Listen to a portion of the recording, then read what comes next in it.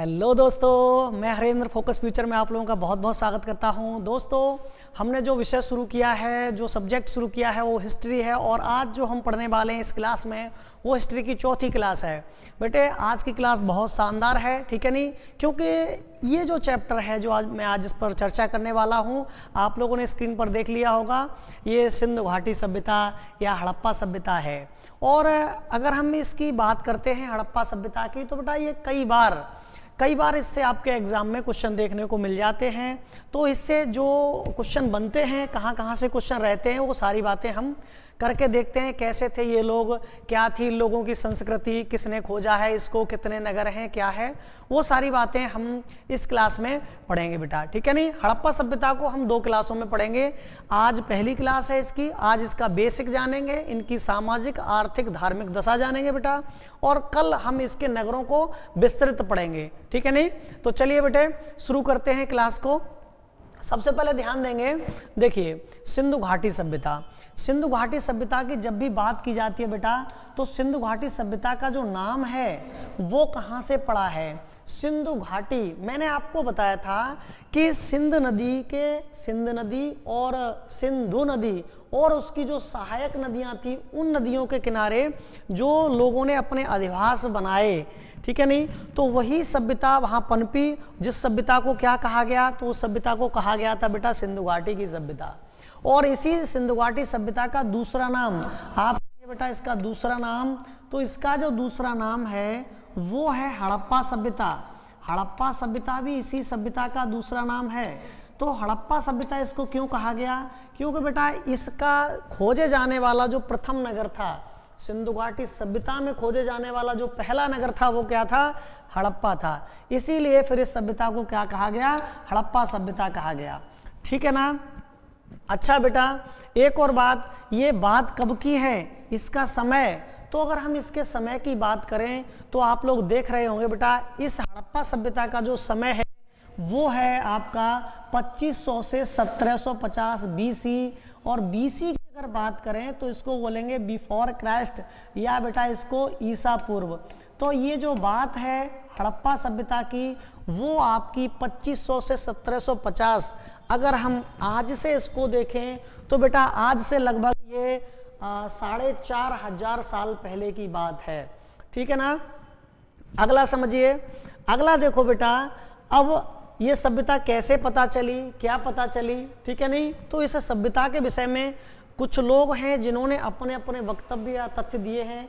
कई बार ऐसा हुआ है कि ये सभ्यता उभर कर आई थी, ठीक है नहीं, लेकिन इसे सबसे पहले अगर बात करें तो 1826 में ऐसी घटना आती है और 1826 के बाद इसको 1921 में खोजा जाता है। तो एक लंबा समय है, बार बार ये सभ्यता देखी गई, फिर इस पर लोगों ने ध्यान नहीं दिया, ठीक है नहीं?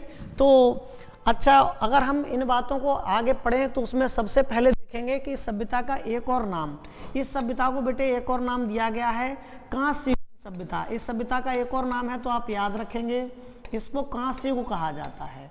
कौन सा युग है ये? तो ये कांसे का युग है, कांस्य युग है बेटा। और कांसे की अगर बात करें तो कांसा किस किस का मिश्रण होता है?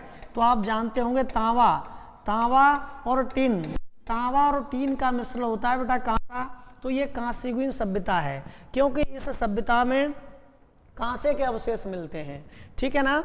तो याद रखेंगे इसको। अब खोज की बात कर लेते हैं। तो बेटा इस सभ्यता के विषय में प्रथम जानकारी जो मिलती है, आप यहाँ से देखिएगा, प्रथम जो जानकारी प्राप्त होती है इस सभ्यता की वो होती है बेटा, एक व्यक्ति थे बेटा जिनका नाम था जेम्स मैनसिफ।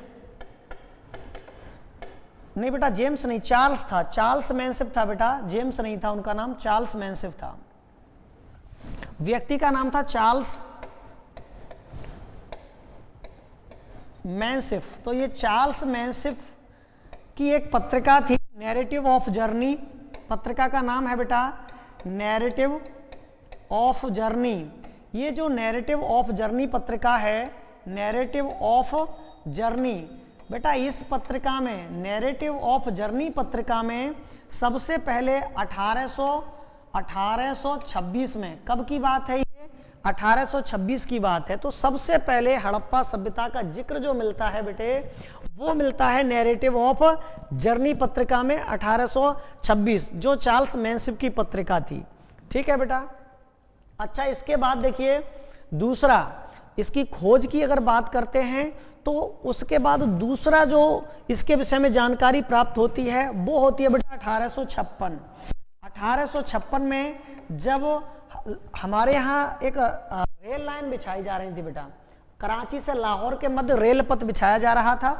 1856 में कराची से लाहौर, तो कराची से लाहौर के मध्य जब रेल पथ बिछाया जा रहा था, ठीक है नहीं, तब अच्छा 1856 में जब कराची से लाहौर के मध्य रेल पथ बिछाया जा रहा था बेटा, तो ये जो बिछाने का काम था ना, वो एक व्यक्ति थे बेटा, लॉर्ड कनिंघम, उनके तत्वाधान में किया जा रहा था। व्यक्ति का नाम है लॉर्ड कनिंघम, ठीक है नहीं बेटा, लॉर्ड कनिंघम, इनके तत्वाधान में किया जा रहा था। अगर आप कनिंघम का फोटो देखेंगे तो देखो ये है बेटा लॉर्ड कनिंघम। तो ये लॉर्ड कनिंघम के तत्वाधान में, इनके तत्वाधान में ये काम किया जा रहा था। हालांकि वाटन बंधु ये लाइन बिछाने वाले इंजीनियर थे, कभी पूछ लिया जाता है बाई चांस, पर वनडे एग्जाम में कम पूछता है। तो बर्टन बंधु थे, मैं लिख देता हूँ, आप लोग समझ पा रहे हो बेटा। बर्टन बंधु जो थे बेटा, ये इंजीनियर थे यहाँ पे। तो 1856 में जब ये रेल की पटरियाँ बिछाई जा रही थी तो अचानक से वहाँ तमाम टीले दिखाई दिए। या आपने देखा होगा कि सामान्य तौर पर अगर हम रेल की बात करते हैं तो रेल ऐसा नहीं है कि कभी भी ऐसे मुड़ जाए, जैसे गाड़ियाँ हैं, इधर से आप गए इधर मोड़ दिया सीधा, ठीक है नहीं, या आप यहाँ से गए इधर मोड़ दिया सीधा। रेल कभी ऐसे नहीं मुड़ पाती, ठीक है बेटा, उसको तो एक गोलाई चाहिए, गोलाई में ही जाता है, इस तरह से मुड़ती है। वही था जब रेल पटरियाँ बिछाई जा रही थी तो बेटा यहाँ पे काफ़ी सारे कराची और लाहौर के बीच में टीले देखे गए। ये जो टीले थे, इन टीलों को देखकर लॉर्ड कनिंघम तो समझ गए थे तभी बेटा कि यहाँ हो सकता है कि कोई सभ्यता यहाँ पर हो, ठीक है नहीं। लेकिन अब उन्होंने, ज़्यादा लोगों ने फिर भी ध्यान नहीं दिया इस बात पर, ठीक है। अच्छा, इन्होंने एक काम जरूर किया था बेटा, भारत में कभी पूछा जाए, इनका एक काम बहुत अच्छा रहा है कि भारत में ASI के जनक रहे हैं ये, आर्किटेक्ट सर्वेइंग ऑफ इंडिया, इसको कहेंगे बेटा आर्किटेक्ट सर्वेइंग ऑफ इंडिया के जो जनक हैं वो कौन थे भारत में, तो ये लॉर्ड कनिंघम है बेटा, इन्होंने बनाया था इसको, ठीक है नहीं। लेकिन विशेष कोई खोज इसमें नहीं हो पाई थी, अब तक केवल इसके अवशेष मात्र मिले हैं पर खोज नहीं हुई है। फिर बात खड़ी होती है तो इसकी खोज हुई कब है, तो बेटा अगर हम इसकी खोज की बात करते हैं तो इसकी जो पहली बार खोज होती है वो 1921 में जाके होती है। हड़प्पा सभ्यता की अगर खोज की बात करें तो हड़प्पा सभ्यता की बेटा जो खोज है, आपसे पूछा जाएगा तो खोज कब होती है, तो 1921 में। 1921 में जो खोजकर्ता थे वो थे बेटा जिनका नाम था दयाराम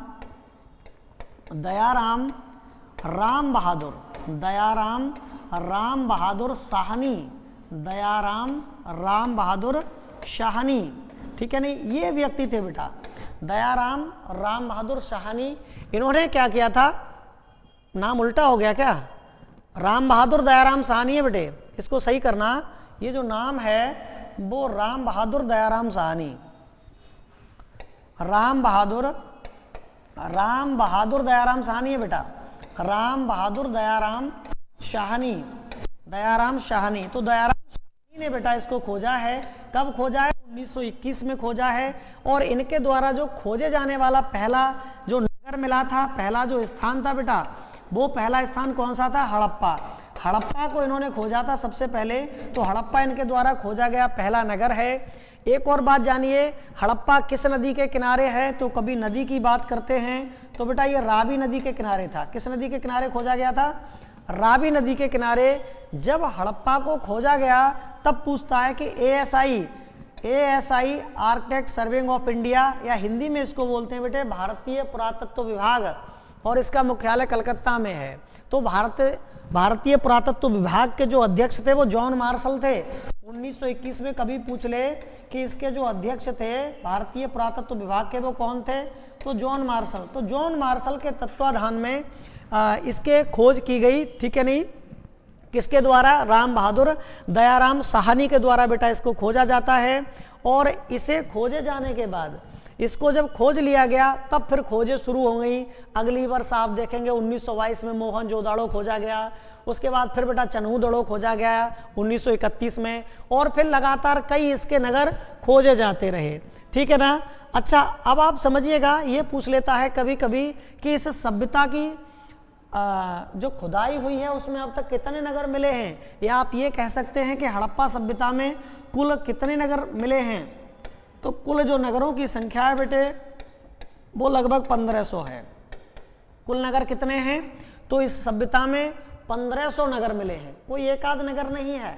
और इनके कभी कभी ऐसे पूछता है कि किन किन देशों में ये मिले हैं, तो आप देखेंगे बेटे इनमें से ये जो मिलते हैं वो आपके भारत में सबसे ज़्यादा बेटा भारत में मिले। कितने मिले भारत में?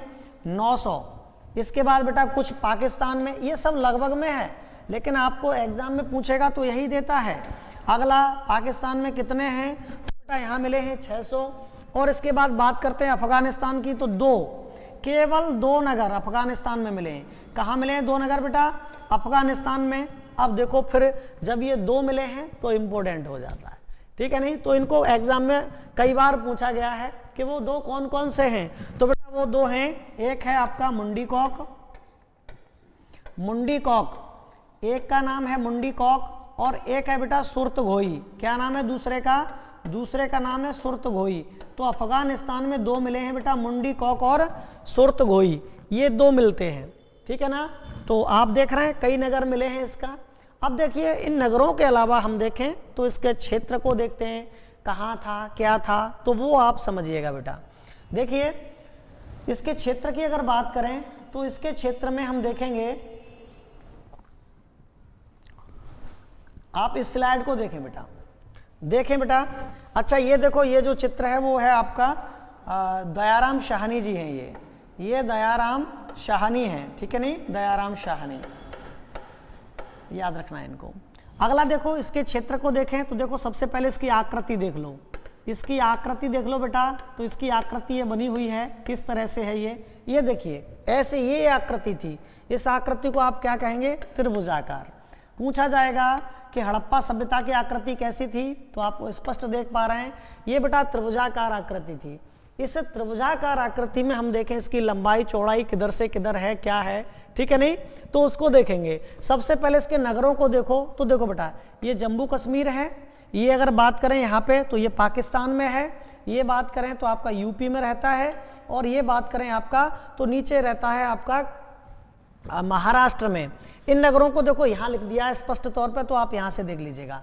आप यहाँ पे लिखा हुआ है हड़प्पा सभ्यता की सीमाएं, तो आप यहाँ से सीमाओं को देखेंगे बेटा। देखिए सबसे पहले यहाँ अगर हम इस दिशा की बात करें तो उत्तरी दिशा है, उत्तर की तरफ जो सबसे उत्तरी इसका नगर मिला है उसका नाम है मांडा।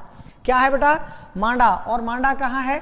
तो मांडा है जम्मू कश्मीर में, याद रखेंगे मांडा कहाँ है? जम्मू कश्मीर में है।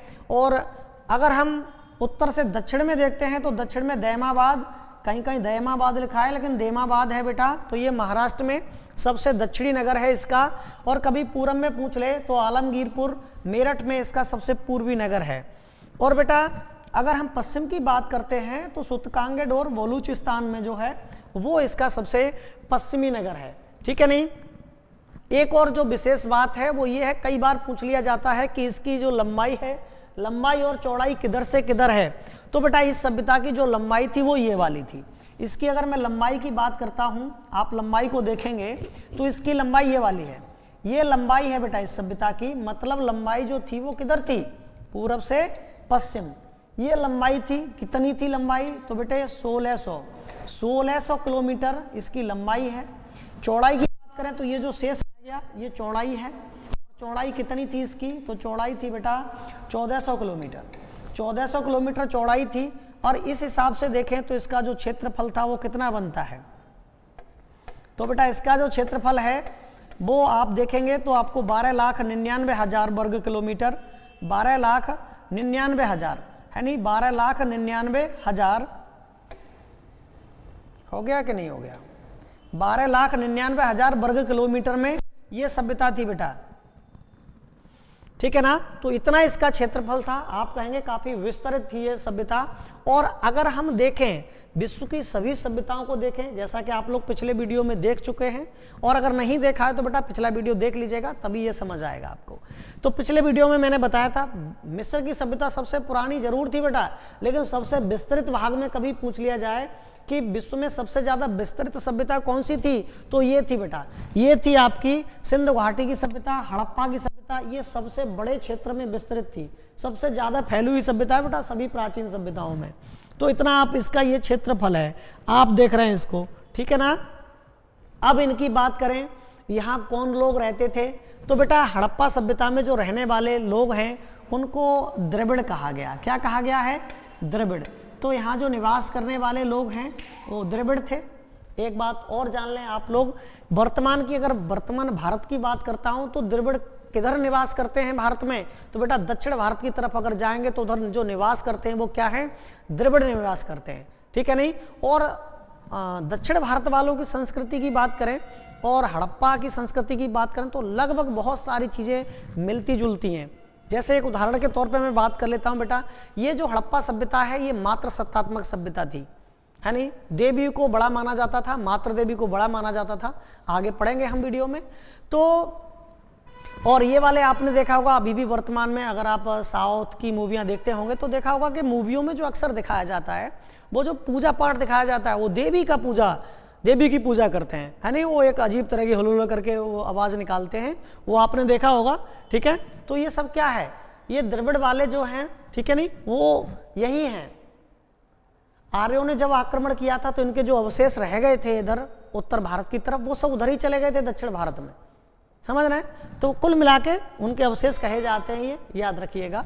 तो ये भी द्रविड़ सभ्यता थी, इसके जो निवासी थे बेटा वो द्रविड़ थे, ठीक है। और मैंने कहा जब खोजें शुरू हो गई तो एक से एक नगर खोजा गया। नगर की लिस्ट बेटा विधिवत तौर पे हम कल पढ़ेंगे, ठीक है नहीं। आज हम देख लेते हैं इनकी सामाजिक कंडीशन क्या थी, तो सामाजिक दशा को पढ़ेंगे, ठीक है बेटे। इनकी सामाजिक दशा को अगर देखें तो बेटा सबसे पहले इन लोगों के जो परिवार थे, सबसे पहले अगर हम बात करें इन लोगों के परिवारों की, घरों की बात करें तो आप देखेंगे इनके जो घर परिवार थे वो कैसे थे। तो अभी आप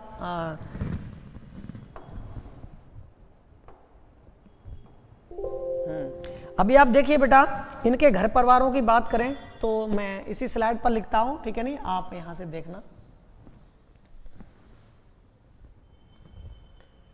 देखो सबसे पहले मैं बात करता हूं बेटा कि इनके परिवार कैसे थे, इनके घर या परिवार कैसे थे।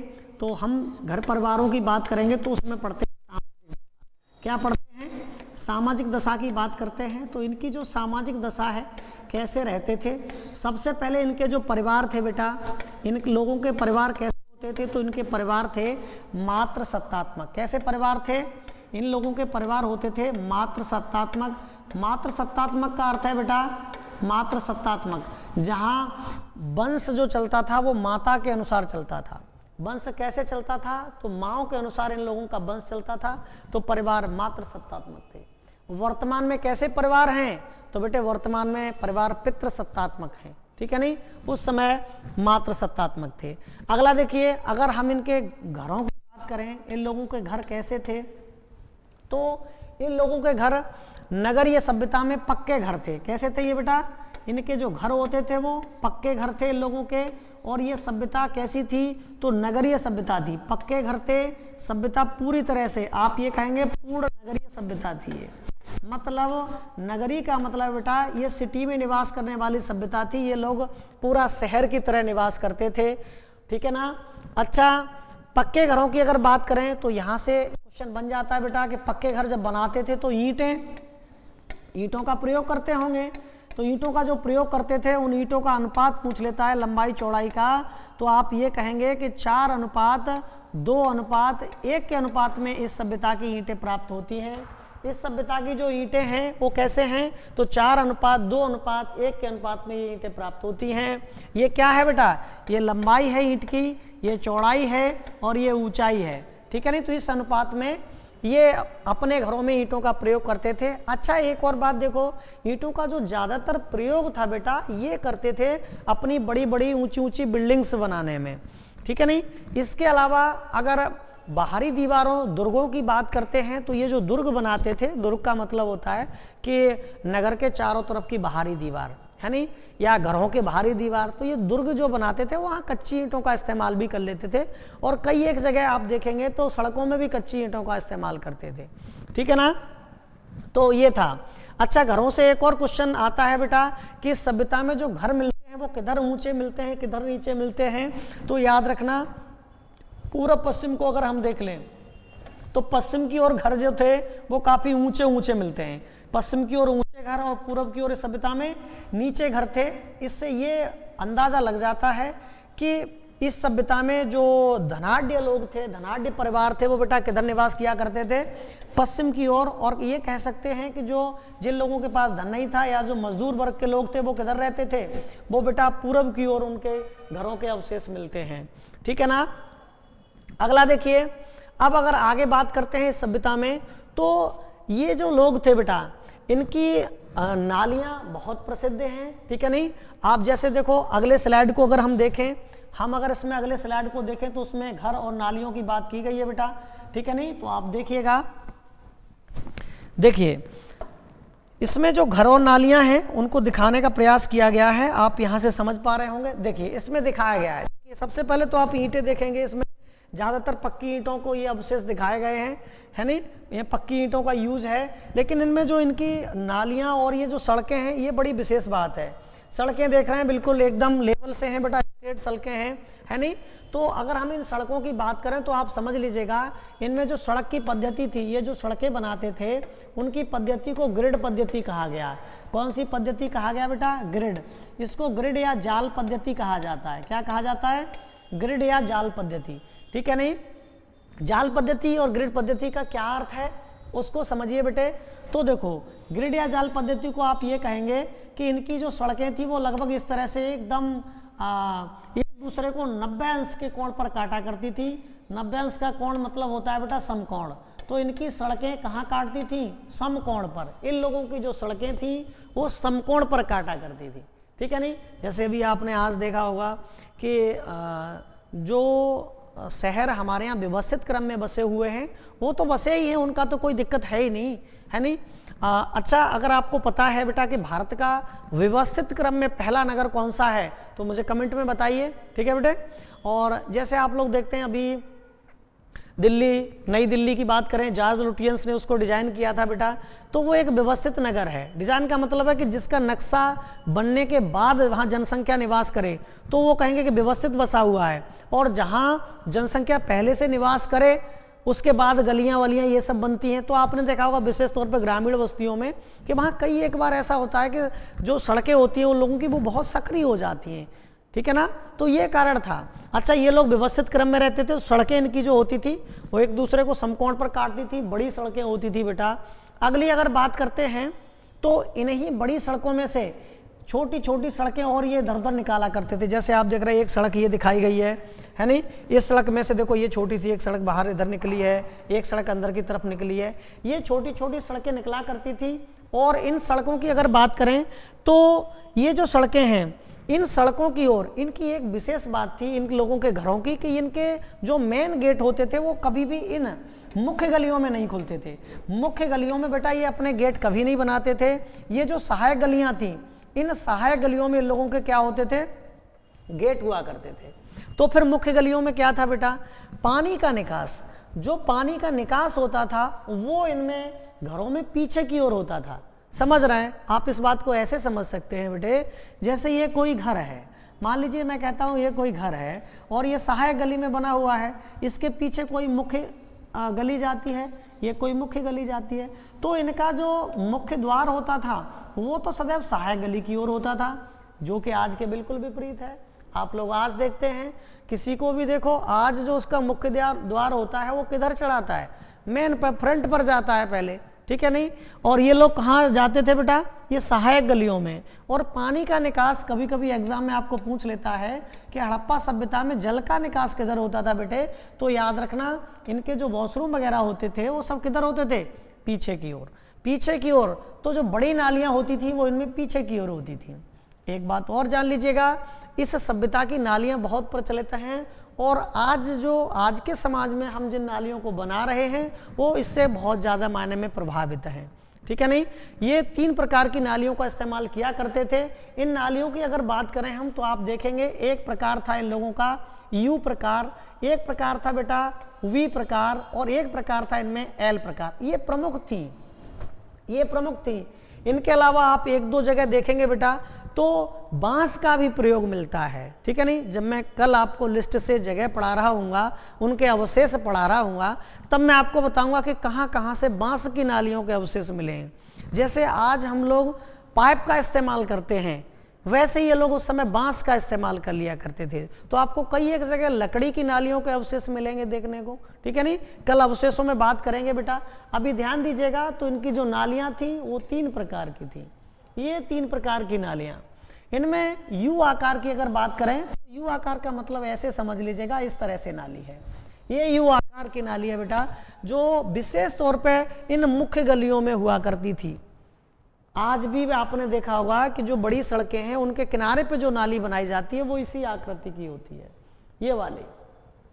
अगला देखिए, वी आकार की बात करें तो ये नालियां इनमें पाई जाती थी। जैसे अभी भी आपने देखा होगा कि अगर कभी कभी ऐसा होता है ग्रामीण अंचलों में झगड़ा हो जाता है नालियों को लेके। जैसे कोई व्यक्ति कहता है ये सड़क है, उनके घर यहाँ बने हुए हैं, तो व्यक्ति मना करते हैं कि भाई हमारी दीवार के किनारे यहाँ नालियाँ ना बनाओ। ऐसी कंडीशन में नाली को यहाँ बना दिया जाता है, उसमें खड़ी ईंटों का इस्तेमाल कर दिया जाता है, तो वो फिर कैसा हो जाता है आपका वी आकृति का नाली हो जाता है बेटा। और एल आकृति में जिसमें एक ईंट को खड़ा करके और एक ईंट को ऐसे लगाया जाए, ठीक है नहीं, जो आज भी खड़ंजों में इस्तेमाल होती है वो एल आकृति। तो ये इसमें नालियाँ, तो इनकी नालियों की पद्धति बेटा, सड़कों की पद्धति बड़ी विशिष्ट तरीके की थी, समझ रहे हैं।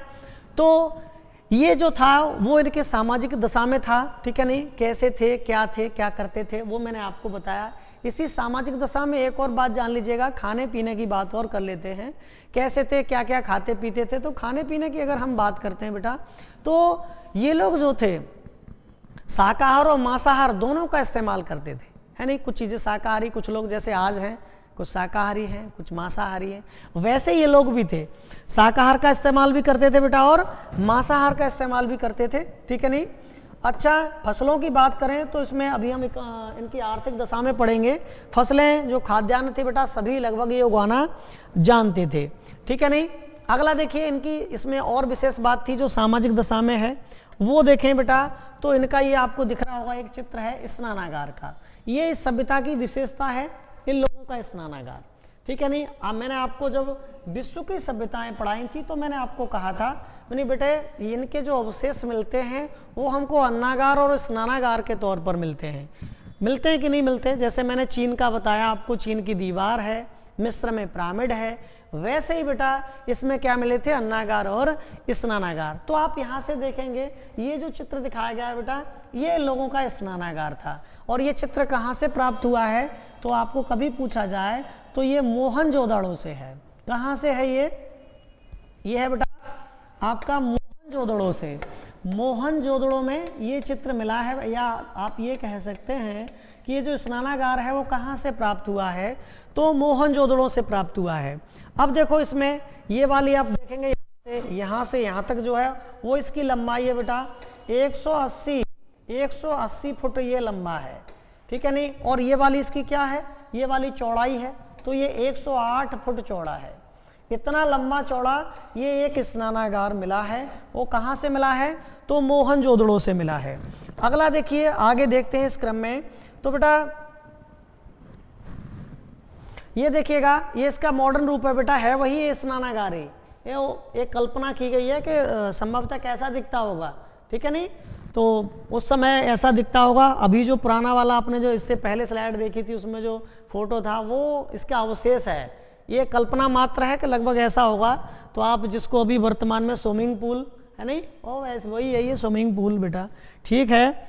अगला देखिए, अगला इसको देखिए बेटा क्रम में। तो इसकी अगर हम बात करें तो आप देखेंगे इसमें कई सारी चीज़ों को दर्शाया गया है। जैसे देखो सबसे पहले अगर हम बात करें तो इसमें ये नाली जो मैंने बात की थी आपको, यूआर की नालियाँ, ये देखो है नहीं। तो ये नाली व्यवस्था इनकी बहुत सघन प्रणाली थी। अभी जो मैंने बताया था यू आकार की नालियाँ हैं ये। अच्छा, इसके अलावा ये देखो एक अन्नागार का चित्र भी है बेटा, ये अन्नागार यानी आप कहेंगे ये कहाँ से मिला है, तो अन्नागार के चित्र इस सभ्यता में 2 जगह से मिलते हैं, जिनमें कभी बड़ा अन्नागार पूछा जाए कहाँ से मिला है, तो बड़ा अन्नागार भी बेटा मोहनजोदड़ो से मिला है, मोहनजोदड़ो से मिलता है बेटा बड़ा अन्नागार। इसके अलावा अगर बात करें 6 छोटे अन्नागार पंक्तियों में अगर हम देखें तो पंक्तियों में 2 तरफ मिले हुए हैं बेटे, 6 छोटे छोटे अन्नागार मिले हुए हैं इस तरह से 6 छोटे अन्नागार। तो आप देखेंगे वो कई बार आपको पूछ लेता है, ठीक। तो ये कहाँ से मिले हैं, ये छोटे वाले मिले हैं बेटा हड़प्पा से, छोटे वाले अन्नागार कहाँ से मिले हैं, हड़प्पा से। और ये बड़ा वाला एक मिला है वो कहाँ से मिला है, तो मोहनजोदड़ो से मिला है, ठीक है बेटा। अच्छा, इसमें भी देखो ये नालियाँ दिखाई गई हैं, ये वाली नालियाँ वगैरह कैसे थे, क्या थे, ठीक है, पानी का निकास कैसे होता था। अगले चित्र में आप देखेंगे तो इनका ये दिखाया है बेटा अंतिम संस्कार कैसे करते थे।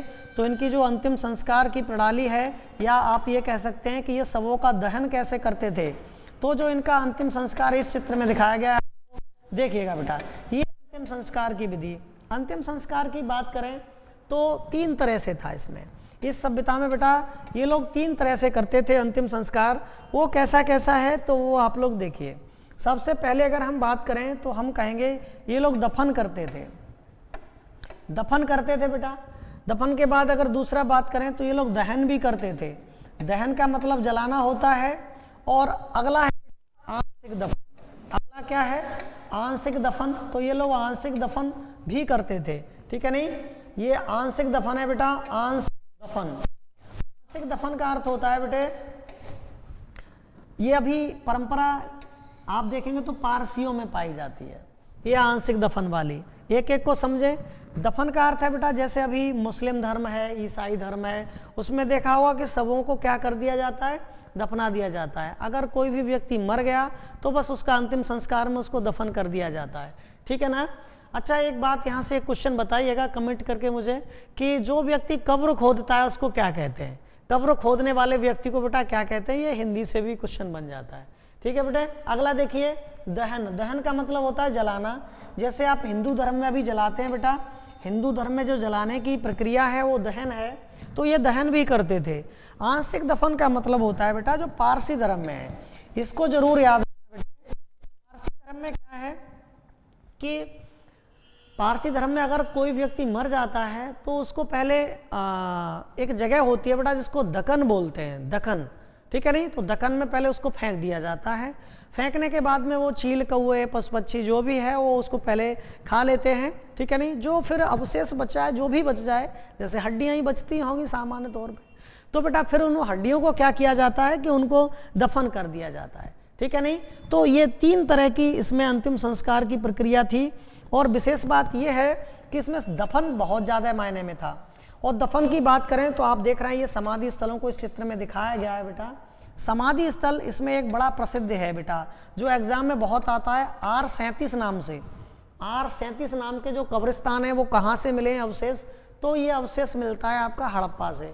R37 नाम का ये कहाँ से मिला है बेटा, तो आप कहेंगे ये कहाँ से मिला है, हड़प्पा से मिला है, ठीक है। नहीं, तो ये आप देख पा रहे हैं। अच्छा, ये लोग जब ये बनाते थे बेटा, कब्र जब बनाते थे तो कब्र में ये लोग क्या करते थे कि 3 कब्र में 3 वो खोदते थे बेटा, इस तरह से बनाते थे। 3 उसमें कॉलम होते थे, उनमें से एक में तो ये सब को रखते थे और एक में बेटा उसके खाने पीने का सामान, एक में खाने पीने का सामान रखते थे और दूसरे में बेटा ये जो रखते थे वो रखते थे आपका सौंदर्य प्रसाधन, दूसरे में रखते थे बेटा सौंदर्य प्रसाधन का सामान। इनको शायद ऐसा लगता होगा कि हो सकता है कि जो मरा हुआ मृत व्यक्ति है उसको इन चीज़ों की आवश्यकता रहती हो, ठीक है। नहीं, तो इस तरह से खाने पीने का सामान हो गया, सौंदर्य प्रसाधन का सामान हो गया और एक में रखते थे ये सब। तो इस तरह से ज़्यादातर देखने को मिलते हैं। कहीं कहीं बेटा युगल समाधियाँ मिलती हैं, कहीं कहीं आप देखते हैं कि कुत्ते, आदमी के साथ कुत्ते को भी दफन किया गया है, ठीक है। नहीं, आगे अवशेषों में पढ़ने वाले हैं हम उनके विषय में, तो ऐसी समाधियों को भी इसमें देखा गया है, ठीक है बेटा। आगे देखिए, अगर अगले पॉइंट की बात करें इस क्रम में, तो आगे जो था वो इनकी आर्थिक दशा की बात करते हैं। इनकी आर्थिक दशा क्या थी, तो ध्यान देंगे बेटे, इनकी आर्थिक दशा क्या थी। आर्थिक दशा में सबसे पहले आप लोग जान लीजिएगा, हम इकोनॉमिक कंडीशन की बात कर रहे हैं, है नहीं। इकोनॉमिक कंडीशन में आप लोग देखेंगे कि इनके आय का स्रोत क्या था। कभी भी हम किसी की इकोनॉमिक कंडीशन को देखते हैं तो सबसे पहले उसके व्यवसाय की बात करते हैं कि उनका व्यवसाय क्या था। तो ऐसे बेटे अगर हम हड़प्पा सभ्यता वालों की बात करें तो इन लोगों का व्यवसाय क्या था। तो इन लोगों का जो व्यवसाय था, व्यवसाय को हम दो तरह से पढ़ सकते हैं बेटे। एक तो पढ़ सकते हैं इनका मुख्य व्यवसाय, इन लोगों का मुख्य व्यवसाय क्या था, और एक पढ़ सकते हैं इन लोगों का गौड़ व्यवसाय क्या था। तो देखिए बेटे इनका मुख्य व्यवसाय क्या था, तो कृषि। ये लोग बेटे कृषक थे, कृषि किया करते थे, नगर में रहते थे, लेकिन इनका मुख्य व्यवसाय फिर भी क्या था, तो कृषि था इनका मुख्य व्यवसाय, ठीक है नहीं। कृषि की अगर बात करें तो लगभग सभी फसलों को ये उगाते थे, पर कुछ फसलों को ये नहीं उगाते थे क्योंकि ये उनसे परिचित नहीं थे। तो वो कौन कौन सी फसलें हैं जिनसे हड़प्पा वाले परिचित नहीं थे। तो प्रमुख तौर पर अगर मैं बात करूं बेटा, गन्ना से ये लोग परिचित नहीं थे, और मक्का। गन्ना और मक्का के ना तो बेटा अवशेष मिलते हैं कहीं से, और ना संभवतः ये परिचित थे। तो आपको एग्जाम की दृष्टि से महत्वपूर्ण हो जाता है। याद रखना है कि लगभग सभी फसलों से, आधुनिक जो फसलें हैं उनसे सभी से परिचित थे, लेकिन आधुनिक फसलों में से बेटा गन्ना और मक्का की फसल से ये परिचित नहीं थे। एक और बात जान लीजिएगा, ऐसा नहीं है कि गन्ना और मक्का उस समय नहीं होते थे, होते थे, पर ये नहीं समझते थे कि गन्ने से चाशनी बना के रसगुल्ले जैसी चीज़ों का आनंद लिया जा सकता है, ठीक है नहीं। अच्छा, फिर आप लोगों के दिमाग में एक बात आ रही होगी, तो फिर मिठाई के लिए काय का उपयोग करते थे।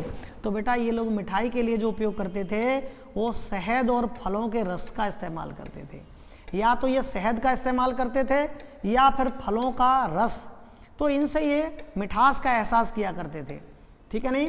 फलों का रस बेटा, इनसे ये मिठास लिया करते थे, ठीक है नहीं। और मक्का आप लोग देखते ही हैं, ये तो आपके बड़े मतलब की चीज़ है। पॉपकॉर्न खाते होंगे दावत में, बाद में उठा लाता हो ना, उठा लाता हो, उठा ही लाते होगे, ठीक है बेटा। तो कुल मिला के देखो, अगली अगर बात करें गौड़ व्यवसाय। गौड़ क्या होता है बेटा, गौड़ समझिए। तो गौड़ व्यवसाय का अर्थ होता है उप, जैसे समझिए गौड़ को उप बोलते हैं। ऐसे आपने देखा होगा कि एक तो होता है विद्यालय में अगर देखें तो प्रधानाचार्य, और एक होता है उप प्रधानाचार्य। तो बेटा जो उप है ना, वो गौड़ का पर्यायवाची होता है। तो उपया गौड़ व्यवसाय क्या था, तो पशुपालन। क्या था बेटा, पशुपालन इन लोगों का गौड़ व्यवसाय था। पशुपालन, पशु पालते थे बेटा ये। अब पशुओं में देख लें तो पशुओं में बात खड़ी हो जाती है कि इनका मुख्य पशु क्या था, ठीक है नहीं। इनका बेटा मुख्य पशु क्या था, तो मुख्य पशु की अगर बात करें तो ज़्यादातर ये जो पालते थे बेटा, इनका जो मुख्य और प्रिय पशु था वो था कुबड़ वाला सांड। कौन था बेटा, ये था आपका कुबड़ वाला सांड। ये कुबड़ वाला सांड बेटा, अभी आप आगे मैं स्लाइड में दिखाऊंगा आपको कुबड़ वाला सांड, ठीक है नहीं। ऐसे समझो कि जो सांड होता था, ऐसे समझो ये जानवर है, यहाँ पे आपको दिख रहा होगा, गर्दन के पीछे को वार जैसा होता है, उसी को कुबड़ बोलते हैं, ठीक है नहीं। तो जिसका कुबड़ जितना बड़ा होता था ये उसको उतना ही ज़्यादा भाग्यशाली समझते थे, ठीक है नहीं। तो कुबड़ वाला सांड बहुत मायने में इनका पालतू था। अब उसमें अगर पूछा जाए कभी कि ये किस पशु से परिचित नहीं थे, किस पशु को नहीं पालते थे, तो आधुनिकता में हम देखें तो जो आज हम पशु पाल रहे हैं उनमें बेटा ये घोड़ा से परिचित नहीं थे, ये नहीं जानते थे बेटा घोड़ा के विषय में। एक शेर, तो ये घोड़ा और शेर से परिचित नहीं थे, ठीक है नहीं। ये नहीं समझते थे कि शेर जंगल का राजा होता है या घोड़े पे बैठकर तेज सवारी का आनंद लिया जा सकता है, ठीक है नहीं। तो कुल मिला के घोड़ा और शेर के विषय में परिचित नहीं थे। पर ऐसा नहीं है कि ये नहीं थे, क्योंकि आप पढ़ेंगे कोटला से बेटा घोड़े की अस्थियों के अवशेष प्राप्त होते हैं। घोड़े शेर थे लेकिन ये नहीं जानते थे, ठीक है नहीं। तो कुल मिला के ये आपको याद रखना है इनके विषय में, ठीक है। अगला देखिए, फसल की बात करें, इनकी बेटा सबसे प्रिय फसल कौन सी थी, तो वो कपास थी। सबसे इनकी जो प्रिय फसल थी, ठीक है नहीं, वो क्या थी, कृषि में कपास थी, ठीक है। और एक और पूछ लेता है कि इनका सबसे प्रिय पक्षी क्या था, तो बेटा प्रिय पक्षी को जरूर याद रखना, फाग था। कई बार एग्जाम में पूछ लिया गया है कि हड़प्पा सभ्यता का प्रिय पक्षी क्या था, तो फागता था। कुछ लोग समझ गए होंगे, कुछ नहीं समझ पा रहे हैं, आगे स्लाइड में है, उसका चित्र मैं बता दूंगा, आपको दिखा दूंगा, ठीक है बेटे। इकोनॉमिक में अगला देखिएगा, अगर बात करें मुद्रा की, क्योंकि कोई भी इकोनॉमिक कंडीशन हो बिना मुद्रा के वो पूरी नहीं होती है। तो अगर हम मुद्रा की बात करें बेटे, तो इस समय मुद्रा नहीं थी, कोई भी मुद्रा नहीं थी, है नहीं। फिर कुछ लोग ये कहेंगे साहब फिर ये फारस की मोहरों का क्या चक्कर है। तो फारस की मोहरें, मुद्रा हमारे यहाँ नहीं थी बेटा, मुद्रा विदेशों में चलती थी, जैसे ईरान वाले वहाँ मुद्रा चलती थी। फारस का मतलब क्या है? अरे बेटा फारस, पर्सिया, ईरान सब एक ही बात है। तो वहाँ से व्यापार होता था, हमारे यहाँ फारस से व्यापार होता था। वो लोग जब यहाँ से कुछ चीज़ें ले जाते थे उसके बदले फारस की मोहरें यहाँ छोड़ के जाते थे, जिनका हमारे यहाँ आभूषणों में इस्तेमाल होता था। तो मुद्रा के रूप में वो मोहरें नहीं चलती थी जिनके अवशेष मिले हुए हैं लोथल से। तो ध्यान रखना है इस बात का आपको। तो बेटा इस काल में मुद्रा नहीं थी, आप बस ये जान लीजिएगा इस काल में कोई भी मुद्रा नहीं थी। अब जब मुद्रा नहीं थी तो आदान प्रदान कैसे करते होंगे ये लोग? तो मुद्रा नहीं थी तो इनका जो आदान प्रदान था, आदान प्रदान करते थे बेटा, ठीक है नहीं, मतलब लेन देन जो होता था इनका वो वस्तु विनिमय था। लेन देन का जो आधार था क्या था? वस्तु विनिमय। ये लोग वस्तु विनिमय के आधार पर आदान प्रदान किया करते थे, वस्तु विनिमय किया करते थे, ठीक है नहीं। जैसे आपको इस वाले चित्र में दिख रहा होगा, देख रहे हैं आप लोग, वो किसी को गेहूं दे रहा है तो वो उसको मछलियां दे रहा है, ठीक है नहीं। अरे आज भी तो ये होता है, ठीक है नहीं। आपने देखा होगा जनरली फैमिलीज में, ग्रामीण अंचलों में ज़्यादा चलता है कुछ, जैसे एक गेहूं का आटा ख़त्म हो जाता है तो कि साहब बाजरे के बदले गेहूं का या मक्का का, पता नहीं इस तरह से, है नहीं। तो वही वस्तु विनिमय था, ठीक है बेटा। तो वस्तु विनिमय किया करते थे। अगला देखो, वस्तु विनिमय के अलावा वस्तु विनिमय जब करते थे तो क्या तराजू का इस्तेमाल करते थे, बाट का इस्तेमाल करते थे? तो जी हाँ, बाट का इस्तेमाल करते थे बेटा। आप देखिए इसमें दिखाया गया है तराजू और बाट को। ये तराजू और बाट का इस्तेमाल जानते थे और तराजू बाट का इस्तेमाल करते थे। आप ये देख रहे हैं, ये जो तराजू बना हुआ है, विशेष तौर पे इसका जो प्रयोग होता था वो तराजू का प्रयोग हड्डी से बनाते थे इसको, है नहीं। पलड़े अपने हिसाब से कहीं लकड़ियों के मिले हैं, कहीं किसी चीज़ के, तो बना लेते थे, तो तराजू का इस्तेमाल होता था। बाट की बात करें, आप यहाँ पे ये देखेंगे, इसमें ये जो बाट की प्रणाली दिखाई गई है ये वाली, आप इस चित्र को देखिए बेटा, जो बाट की प्रणाली दिखाई गई है इसमें ये इसके बाट हैं, ठीक है नहीं। ये जो बाट थे इनका अनुपात आ जाता है एग्जाम में, तो याद रखना है 16 के अनुपात में था। किस अनुपात में था? ये जो इनके बाट होते थे, ठीक है नहीं, वो 16 के अनुपात में चलते थे। ध्यान रखना है आपको, 16, 32, 64 इस तरह से इनके ये बाट हुआ करते थे, ठीक है ना। अगला देखिए, इसमें ये कृषि की स्लाइड दिखाई गई है, तो वो आपको ध्यान रखना है। तो ये जो कंडीशन थी इनकी, वो आर्थिक कंडीशन थी बेटा। अगला अगर बात करें, अगले बात, तो एक और इसमें कंडीशन है, धार्मिक कंडीशन। धार्मिक में क्या आता है? तो बेटा पूजा पाठ आता है धार्मिक में। तो आप धार्मिक कंडीशन को देखेंगे, किस तरह से ये किस किस की पूजा करते थे, क्या करते थे, वो सारी बातें पढ़नी है इसमें, तो ध्यान दीजिएगा। सबसे पहले अगर हम बात करते हैं धार्मिक कंडीशन की, तो इसमें पूजा पाठ देखिए, तो ये लोग पूजा पाठ करते थे। ये लोग बेटा धार्मिक कंडीशन पढ़ने वाले हैं, और धार्मिक कंडीशन की ये स्लाइड्स दिख रही होगी आपको, चित्र दिख रहे होंगे यहाँ। धार्मिक दशा में ये लोग पूजा पाठ करते थे। ये मूर्ति पूजक भी थे और जादू टोना को भी मानते थे। तो याद रखना है, नगरी जरूर थे लेकिन मूर्ति पूजा भी करते थे और बेटा जादू टोना भी मानते थे इसमें, ठीक है। एक और बात देखो, इनकी अगर बात करें हम देवी की, तो ये जो चित्र दिख रहा है आपको बेटा, ये मातृ देवी का है। कौन है ये मातृ देवी का चित्र है। और मातृ देवी को ही यहाँ सबसे बड़ा माना गया था, क्योंकि मातृ सत्तात्मक व्यवस्था थी। तो मातृ सत्तात्मक व्यवस्था में सबसे बड़ी देवी कौन थी? मातृ देवी। तो मातृ देवी को यहाँ सबसे बड़ा माना गया। दूसरा देखिए, आप दूसरा चित्र देख रहे होंगे, ये चित्र है बेटा पशुपतिनाथ का। कौन है? ये जो चित्र है वो है आपका पशुपतिनाथ का। और पशुपतिनाथ के बारे में बात करें तो पशुपति जो नाथ थे वो बेटा इनके बाद स्थान रखते थे, ठीक है। अगला मैंने कहा था आपको, ये देखिए एक मोहर पर कुबड़ वाला सांड दिखाया गया है, ठीक है नहीं। तो मैंने बताया था ये इनका प्रिय पशु भी था और बेटा इनका पूजनीय पशु भी था। ये इनका पूजनीय पशु भी था, तो प्रिय और पूजनीय दोनों ही पशु था इनका कुबड़ वाला सांड, जो आप इसमें स्लाइड में देख रहे होंगे। इसके अलावा आप इनका देखिएगा, ये था इनका प्रमुख प्रतीक है, प्रमुख चिन्ह है बेटा। ये जो इनका प्रमुख चिन्ह है, ठीक है नहीं, ये आप देख पा रहे होंगे, इसका नाम है स्वास्तिक। क्या है ये स्वास्तिक है बेटा, ठीक है। तो स्वास्तिक चिन्ह किस सभ्यता की देन है? तो आपको याद रखना है, ये हड़प्पा की देन है स्वास्तिक, ठीक है। अगला देखिए, यहाँ पे हड़प्पाई लिपि दर्शाई गई है। तो ये लोग पढ़े लिखे होते थे बेटा, हड़प्पाई लिपि लिखते थे। ये जो हड़प्पाई लिपि आप देख रहे हैं, इसको नाम दिए गए हैं भाव चित्रात्मक। ये कौन सी लिपि है? ये है बेटा भाव चित्रात्मक लिपि है और इस लिपि को आज तक नहीं पढ़ा जा सका, इस लिपि को पढ़ा नहीं जा सका है। आप देखिए इसको नहीं पढ़ा जा सका। लिखने का तरीका देखिए तो ये बेटा जैसे हम लोग आज इधर से लिखना शुरू करते हैं, इधर ये बायां बायां है, क्या है इधर बायां। अभी जो हम लिखते हैं वो बाएं से दाएं की ओर लिखते हैं। किधर लिखते हैं? बाएं से दाएं की ओर लिखते हैं। अच्छा बेटा ये लोग जो लिखते थे, ये जो लिखते थे वो किधर से किधर लिखते थे? ये लोग लिखते थे दाएं से बाएं की ओर, प्रथम पंक्ति।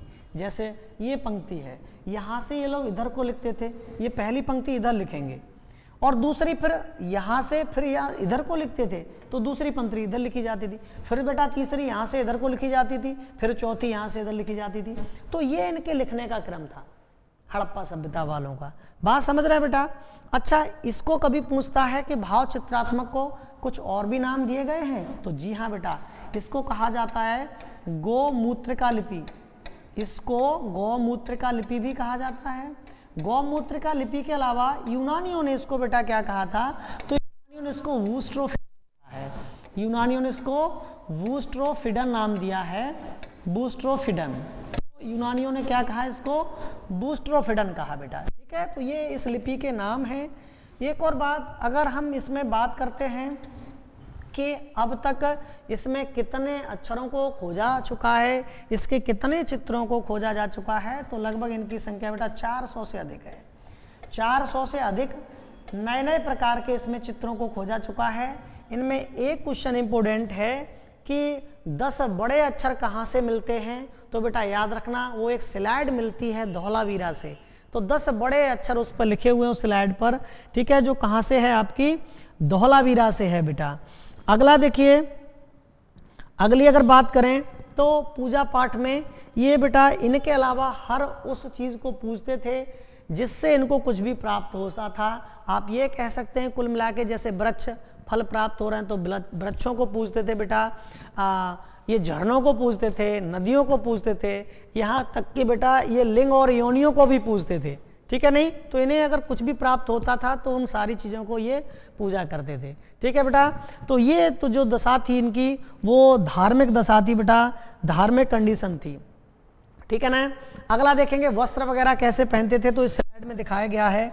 ये सिले और बिना सिले दोनों तरह के वस्त्र पहना करते थे। ये सिले और बिना सिले वस्त्र दोनों तरह के वस्त्र थे बेटा, जिनमें अगर हम बात करते हैं तो इन वस्त्रों को पट और नीवी का नाम दिया गया था। बिना सिले और सिले वस्त्रों को क्या कहा गया था? पट और नीवी। तो पट और नीवी नाम के वस्त्रों को ये लोग पहना करते थे, जो आप इसमें देख पा रहे होंगे।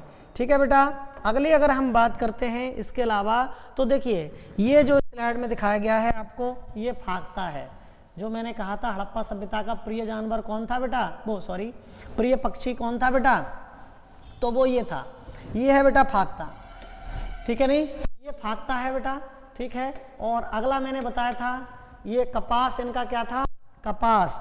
कपास की बात करते हैं तो कपास थी बेटा इनकी प्रिय फसल। यूनानियों ने इस कपास को ही क्या कहा था? तो यूनानियों ने इस कपास को ही कहा था बेटा सिंडन। क्या कहा इसको? सिंडन कहा था। ठीक है ना। अगला देखिए क्रम में, अगला है बेटा इसके नगर। ठीक है, नहीं तो बेटा अगली स्लाइड में नगर हैं। कल के वीडियो में हम नगरों को कवर करेंगे और मैं कल आपको जो प्रत्येक नगर और उसके जो अवशेष हैं, ठीक है नहीं, कल की क्लास में समाप्त कर दूंगा। तो इससे जो बनने वाले क्वेश्चन होंगे, डाउट्स होंगे, वो आप फिर आसानी से क्लियर कर पाएंगे। ठीक है ना। और अब क्लासें कंटिन्यू होंगी, इसलिए आप लोग जुड़े रहिए और लगातार पढ़ते रहिए। यहाँ आप अभी देख रहे हैं वर्तमान में तमाम क्लासें आ रही हैं फोकस फ्यूचर के चैनल पर, तो आप लोग सभी को देखें, क्योंकि प्रत्येक क्लास से आपको कुछ न कुछ प्राप्त होगा। यानी अच्छा, कुछ लोगों को ये डाउट होगा, अरे सर हमारा वो डाटा बहुत कटता है, तो इसका जो क्वालिटी है वो थोड़ा लो कर लीजिएगा आप लोग, फिर भी आपको ठीक दिखेगा। ठीक है बेटा, तो जुड़े रहिए हमारे साथ, फोकस फ्यूचर के साथ जुड़े रहिए। धन्यवाद सभी का।